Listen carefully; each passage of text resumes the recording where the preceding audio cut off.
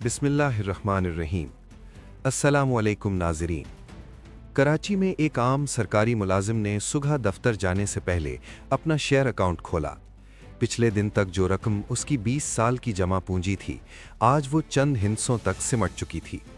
सिर्फ एक दिन में पाकिस्तान की स्टॉक मार्केट में अरबों रुपए की कदर ख़त्म हो चुकी थी और हज़ारों छोटे सरमायाकारों के लिए ये नुकसान सिर्फ कागजी नहीं था, बल्कि ज़िंदगी बदल देने वाला सदमा था।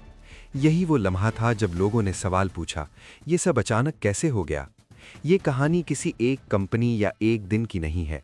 ये पाकिस्तान की स्टॉक मार्केट की दहाइयों पर फैली एक ऐसी तारीख है जिसमें उम्मीद, लालच, खामोशी और कमज़ोर निगरानी ने बार बार आम आदमी को नुकसान पहुंचाया।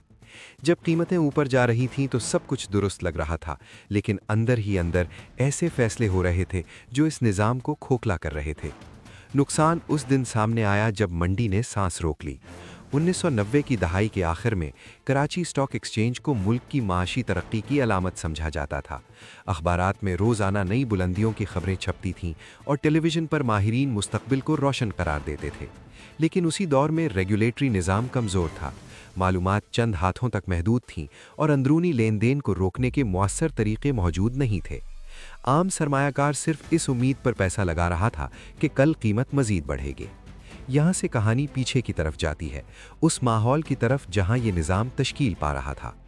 क़याम पाकिस्तान के बाद सरमायाकारी के रस्मी ढांचे आहिस्ता आहिस्ता वजूद में आए, लेकिन निगरानी और शफाफियत को वो अहमियत न मिल सकी जो एक बढ़ती हुई मंडी के लिए ज़रूरी होती है।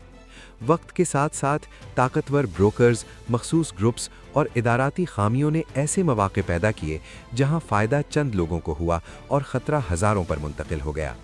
लेकिन मसला यहाँ ख़त्म नहीं हुआ था। जैसे जैसे सरमायाकारी का हुज्म बढ़ा, वैसे वैसे गैर फितरी उतार चढ़ाव मामूल बनता गया।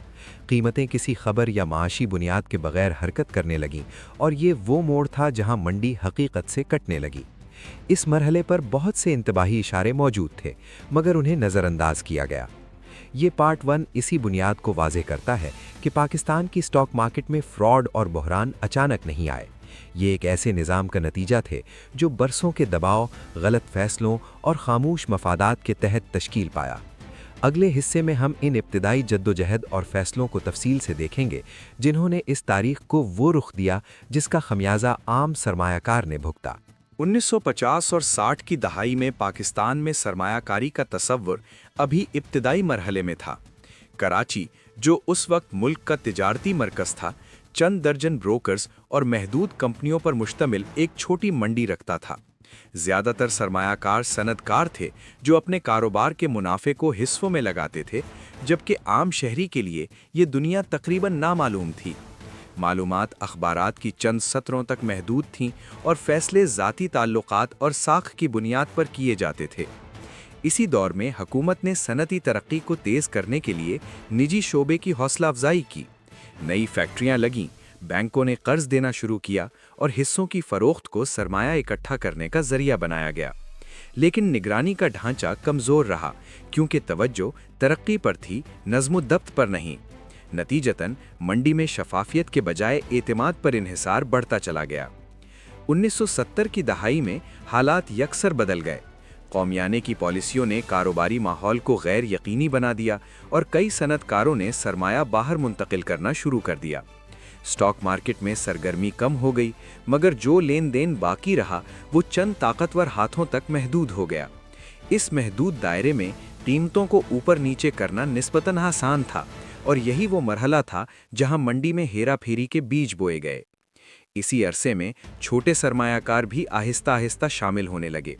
उन्हें बताया जाता था कि ये आर्जी उतार चढ़ाव है और मुस्तकबिल में मुनाफा यकीनी है, लेकिन हकीकत ये थी कि फैसला साजी का इख्तियार चंद ब्रोकर हाउसेस और बाअसर ग्रुप्स के पास था। आम आदमी सिर्फ स्क्रीन पर बदलते हिस्सों को देख सकता था, उनके पीछे होने वाले सौदों को नहीं। 1980 की दहाई में निजकारी और माशी खुलाव की पॉलिसियों ने मंडी को दोबारा वुसअत दी। नई कंपनियों की फहरिस्त साजी हुई, तिजारती हजम बढ़ा और सरमायाकारी को कौमी तरक्की से जोड़ा जाने लगा। लेकिन पुराने मसाइल हल नहीं हुए थे। अंदरूनी मालूमात का गलत इस्तेमाल, मसनूई तलब पैदा करना और कीमतों को मखसूस सतह तक ले जाना एक खामोश रिवायत बन चुकी थी। یہ وہ ابتدائی جدوجہد اور فیصلے تھے جنہوں نے آنے والے برسوں کی سمت متعین کی۔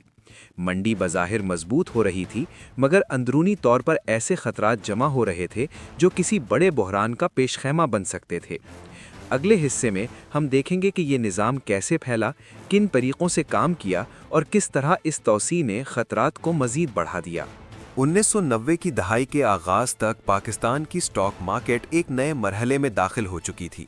کراچی سٹاک ایکسچینج میں روزانہ کے لین دین کا حجم بڑھ رہا تھا اور نئی بروکریج فرمیں تیزی سے سامنے آ رہی تھیں۔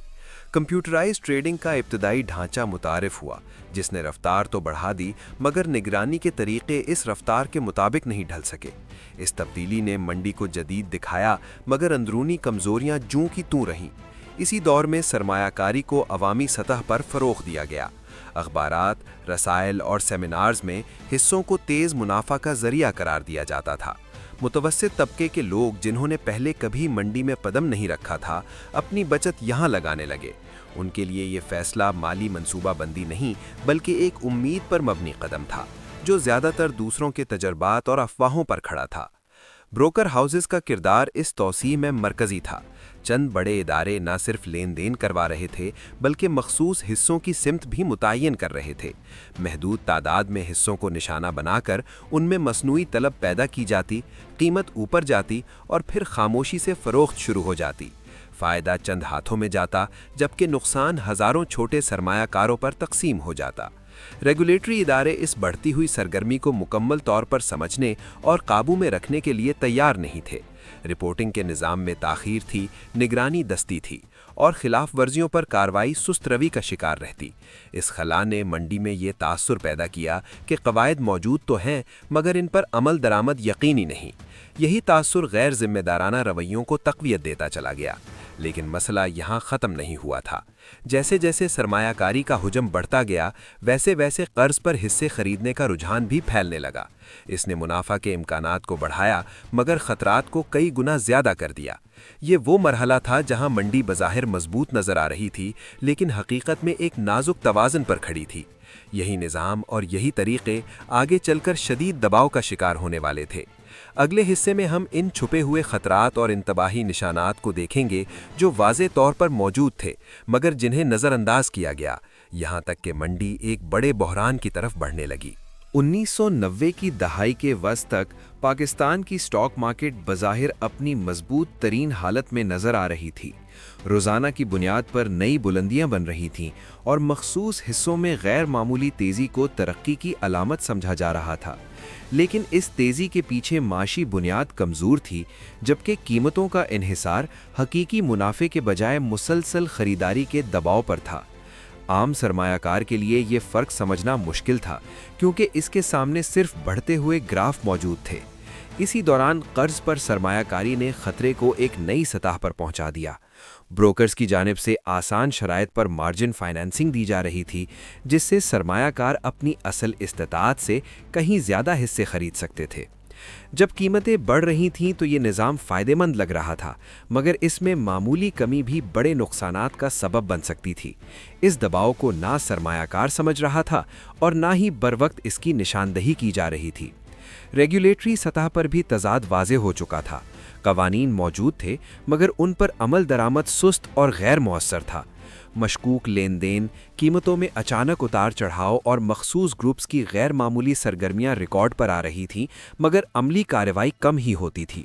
اس خلا نے طاقتور عناصر کو یہ پیغام دیا کہ خطرہ کم اور فائدہ زیادہ ہے، لیکن مسئلہ یہاں ختم نہیں ہوا تھا۔ جیسے جیسے منڈی کا حجم بڑھا، ویسے ویسے معلومات کی غیر مساوی تقسیم بھی سنگین ہوتی گئی۔ چند افراد کو پہلے خبر ملتی تھی، جبکہ اکثریت بعد میں رد عمل دیتی تھی۔ یہ وہ موڑ تھا جہاں منڈی میں اعتماد کمزور اور بے چینی بڑھنے لگی، اگرچہ ظاہری طور پر سب کچھ معمول کے مطابق دکھائی دیتا تھا۔ یہ تمام انتباہی نشانیاں واضح تھیں، مگر انہیں وقتی شور سمجھ کر نظر انداز کر دیا گیا۔ منڈی ایک ایسے مرحلے میں داخل ہو چکی تھی جہاں چھوٹا سا جھٹکا بھی بڑے بحران کو جنم دے سکتا تھا۔ اگلے حصے میں ہم اسی جھٹکے کی تفصیل دیکھیں گے، جب یہ نازک توازن ٹوٹا اور وہ واقعہ سامنے آیا جس نے پاکستان کی سٹاک مارکیٹ کی تاریخ کو بدل دیا۔ 1990 کی دہائی کے آخری برسوں میں وہ لمحہ آ گیا جس کا خدشہ برسوں سے موجود تھا۔ ایک مخصوص دن بغیر کسی بڑی معاشی خبر کے منڈی میں فروخت کا دباؤ اچانک بڑھ گیا۔ جن حصوں کو برسوں سے مسلسل اوپر لے جایا جا رہا تھا ان میں خریدار غائب ہونے لگے۔ چند گھنٹوں میں قیمتیں تیزی سے نیچے آئیں اور وہ سرمایہ کار جو قرض پر خریداری کر چکے تھے فوری طور پر نقصان کی زد میں آ گئے۔ اسی دن مارجن کالز کا سلسلہ شروع ہوا۔ بروکرز نے سرمایہ کاروں سے اضافی رقم یا حصے مانگے جو زیادہ تر لوگوں کے پاس موجود نہیں تھے۔ نتیجتاً زبردستی فروخت ہوئی جس نے گراوٹ کو مزید تیز کر دیا۔ فائدہ ان لوگوں کو ہوا جو پہلے ہی خاموشی سے نکل چکے تھے، جبکہ نقصان ہزاروں ایسے افراد کو پہنچا جنہوں نے آخری لمحے تک منڈی پر بھروسہ رکھا۔ اس مرحلے پر یہ بات واضح ہونے لگی کہ قیمتوں کا زیادہ تر اضافہ مصنوعی تھا۔ حقیقی منافع، کمپنیوں کی کارکردگی اور معاشی حالات اس تیزی کی حمایت نہیں کر رہے تھے، مگر جب تک یہ حقیقت عام سرمایہ کار تک پہنچی بہت دیر ہو چکی تھی۔ اس دن کروڑوں نہیں بلکہ اربوں روپے کی قدر ختم ہو گئی اور کئی خاندانوں کی برسوں کی بچت ایک لمحے میں ضائع ہو گئی۔ ریگولیٹری اداروں نے صورتحال کو سنبھالنے کی کوشش کی مگر اقدامات تاخیر کا شکار رہے۔ وقتی پابندیاں اور ٹریڈنگ کی معطلی بھی اعتماد بحال نہ کر سکیں۔ منڈی میں یہ احساس پھیل گیا کہ نظام سرمایہ کار کو تحفظ دینے میں ناکام رہا ہے۔ یہی وہ لمحہ تھا جب سوال صرف نقصان کا نہیں بلکہ پورے ڈھانچے کی ساکھ کا بن گیا۔ یہ بحران کسی ایک غلطی کا نتیجہ نہیں تھا بلکہ برسوں کے جمع شدہ دباؤ اور خامیوں کا انجام تھا۔ جیسے ہی یہ حقیقت سامنے آئی، تحقیقات اور الزامات کا سلسلہ شروع ہو گیا۔ اگلے حصے میں ہم دیکھیں گے کہ اس انہدام کے بعد پردے کے پیچھے کیا ہوا، کن کرداروں پر انگلیاں اٹھیں اور قانونی اور انتظامی سطح پر اس کا کیا رد عمل سامنے آیا۔ منڈی کے انہدام کے فوراً بعد دباؤ صرف سرمایہ کاروں پر نہیں بلکہ ریاستی اداروں پر بھی بڑھ گیا۔ میڈیا میں سوالات اٹھنے لگے، پارلیمنٹ میں وضاحتیں مانگی گئیں اور ریگولیٹری نظام کی ناکامی کھل کر زیر بحث آنے لگی۔ اسی ماحول میں سیکیورٹیز اینڈ ایکسچینج سے متعلق اداروں اور کراچی اسٹاک ایکسچینج کی انتظامیہ نے باضابطہ تحقیقات کا اعلان کیا۔ مقصد یہ جاننا تھا کہ قیمتوں میں یہ غیر معمولی اتار چڑھاؤ قدرتی تھا یا کسی منظم عمل کا نتیجہ۔ تحقیقات کے دوران بروکریج ہاؤسز کے لین دین کے ریکارڈ، مارجن فائنانسنگ کے معاہدے اور مخصوص حصوں میں ہونے والی بڑی خرید و فروخت کا جائزہ لیا گیا۔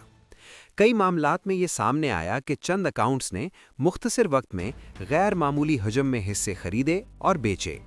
اس سے یہ شبہ مضبوط ہوا کہ منڈی میں طاقت کا ارتکاز موجود تھا اور عام سرمایہ کار کو مکمل معلومات فراہم نہیں کی جا رہی تھیں۔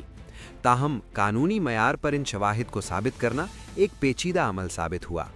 اسی عرصے میں کچھ بروکریج ہاؤسز کو معطل کیا گیا اور چند افراد پر جرمانے عائد کیے گئے، لیکن جن سرمایہ کاروں کا سرمایہ ضائع ہو چکا تھا ان کے لیے یہ اقدامات ناکافی محسوس ہوئے۔ ان کی نظر میں نقصان واپس نہیں آ رہا تھا اور نہ ہی اعتماد بحال ہو رہا تھا۔ کئی افراد نے عدالتوں کا رخ کیا مگر مقدمات برسوں تک چلتے رہے، جس سے مایوسی مزید گہری ہو گئی۔ یہ وہ موڑ تھا جہاں منڈی اور ریاست کے تعلق پر بھی سوال اٹھنے لگے۔ کیا نگرانی بروقت ہوتی تو یہ نقصان روکا جا سکتا تھا؟ کیا قوانین اتنے مضبوط تھے کہ بڑے کھلاڑیوں کو قابو میں رکھا جا سکے؟ ان سوالات کے واضح جوابات سامنے نہ آ سکے مگر ایک بات طے ہو گئی کہ پرانا نظام قابل اعتماد نہیں رہا۔ اسی دباؤ کے نتیجے میں اصلاحات کی بات شروع ہوئی۔ قوانین پر نظر ثانی، رپورٹنگ کے نظام میں بہتری اور نگرانی کو مضبوط بنانے کے وعدے کیے گئے، مگر ان اصلاحات کا اثر وقت کے ساتھ ظاہر ہونا تھا۔ اگلے حصے میں ہم دیکھیں گے کہ ان تبدیلیوں کے بعد کیا واقعی حالات بدلے، حالیہ برسوں میں کیا سیکھا گیا اور یہ تاریخ آج کے سرمایہ کار کے لیے کیا معنی رکھتی ہے۔ وقت گزرنے کے ساتھ پاکستان کی سٹاک مارکیٹ کے اس بحران کے اثرات صرف اس دہائی تک محدود نہیں رہے۔ 2000 کی دہائی کے آغاز میں حکومت نے سیکیورٹیز اینڈ ایکسچینج کمیشن کو مضبوط اختیارات دیے اور نگرانی کے ڈھانچے کو نئے سرے سے ترتیب دیا۔ قوانین میں ترامیم کی گئیں، مارجن فائنانسنگ کے قواعد سخت ہوئے اور رپورٹنگ کے نظام کو بہتر بنانے کی کوشش کی گئی۔ مقصد یہ تھا کہ وہ خلا پر کیا جائے جس نے ماضی میں بڑے نقصانات کو جنم دیا تھا۔ اس کے باوجود بعد کے برسوں میں بھی مختلف اوقات میں منڈی کو شدید اتار چڑھاؤ کا سامنا رہا۔ 2005، 2008 اور پھر حالیہ برسوں میں آنے والے جھٹکوں نے یہ واضح کر دیا کہ اصلاحات کے باوجود خطرات مکمل طور پر ختم نہیں ہوئے۔ ہر بار سب سے زیادہ نقصان چھوٹے سرمایہ کاروں کو اٹھانا پڑا، جن کی بچت محدود تھی اور جن کے پاس نقصان برداشت کرنے کی گنجائش کم تھی۔ एतमाद की बहाली एक मुसलसल जद्दोजहद बन गई।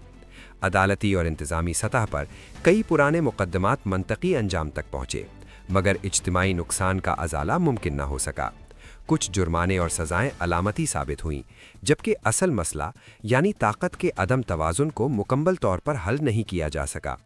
इसी दौरान आलमी मंडियों के साथ बढ़ते हुए ताल्लुक ने पाकिस्तान की मार्केट को बैरूनी दबाव के लिए भी ज़्यादा हसास बना दिया। आज सरमायाकारों के लिए ये तारीख एक वाज़ेह सबक रखती है। मंडी की तेज़ी हमेशा खुशहाली की अलामत नहीं होती, और खामोश खतरात अक्सर बुलंद शोर के बगैर जमा होते रहते हैं। शफ़ाफ़ियत, बरवक्त निगरानी और मालूमात तक मसावी रसाई के बगैर कोई भी निज़ाम पायदार नहीं रह सकता। पाकिस्तान की स्टॉक मार्केट की ये कहानी इसी हकीकत की दस्तावेज़ है। अगर आपको ये कहानी पसंद आई तो लाइक करें, कमेंट करें और मनी स्टोरीज़ उर्दू को सब्सक्राइब करें।